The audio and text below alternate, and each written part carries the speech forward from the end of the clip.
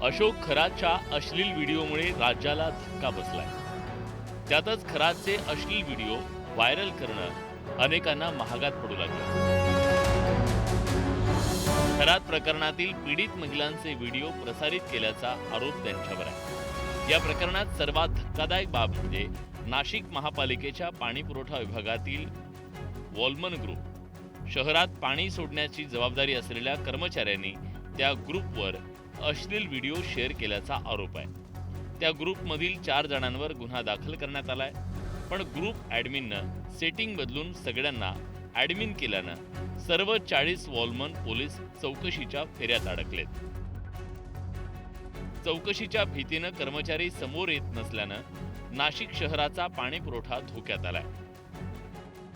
ॲडमिनने या सगळ्या ग्रुपची सेटिंग बदलत त्या ग्रुपमधील 40 पैकी 40 लोकांना ॲडमिन केल्याने या ग्रुपमधील 40 पैकी 40 वॉलमन आता पोलिसांच्या रडारवर आले आणि म्हणूनच आता पोलिसांनी या सगळ्या कारवाईमध्ये या 40 लोकांची चौकशी सुरू करण्याचा निर्णय घेतलाय आणि त्यामुळे हे 40 वॉलमन शहरातून फरार झाले आणि याचा परिणाम आता नाशिक शहरातल्या पाणी पुरवठ्यावर झालाय।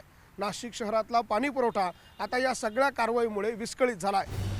महिलांची गोपनीयता भंग होऊ नये यासाठी कठोर कायदे आहेत आणि त्यामुळेच पोलिसांनी कारवाईचा बडगा उगारलाय। पोलिसांनी भारतीय न्याय संहिता आणि IT ॲक्ट म्हणजेच माहिती तंत्रज्ञान कायद्याअंतर्गत गुन्हा दाखल केलाय। IT ॲक्टमधील कलम 67A नुसार अश्लील लैंगिक सामुग्री प्रसारित करणं गुन्हा आहे। भारतीय न्याय संहितेनुसार गोपनीयतेचा भंग महिलांच्या सन्मानावर आघात आहे, त्यामुळे फॉरवर्ड करणं देखील गुन्हा आहे। कायद्यासमोर फक्त शेअर केलं हा बचाव चालत नाही। पोलिसांनी सोशल मीडिया वापरकर्त्यांना स्पष्ट इशारा दिलाय, कोणतीही आक्षेपार्ह सामुग्री फॉरवर्ड करण्यापूर्वी 10 वेळा विचार करा। दरम्यान अशोक खरात हे नाव गुगल सर्चमध्ये टॉप ट्रेंडमध्ये पोहोचलंय। 58 व्हिडिओ, खरात न्यूज, रुपाली चाकणकर असे अनेक वर्ड्स ट्रेंडिंग होत आहेत। अशोक खरात कोण आहे, याची कोणत्या राजकीय नेत्यांशी जवळीक होती हे देखील नेटिझन्सला शोधून काढायचंय।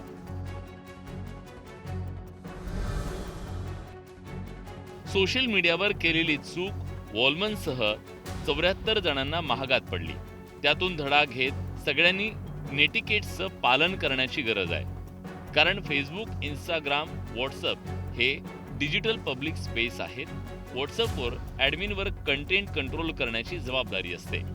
चुकीचा कंटेंट रोखला नाही तर तो निष्काळजीपणा मानला जातो। एक फॉरवर्ड कुणाचं आयुष्य उद्ध्वस्त करू शकतो। कठोर कायदा असल्यानं चुकीचं फॉरवर्ड करू नका आणि सुरक्षित रहा। Bureau report, news 18 Marathi.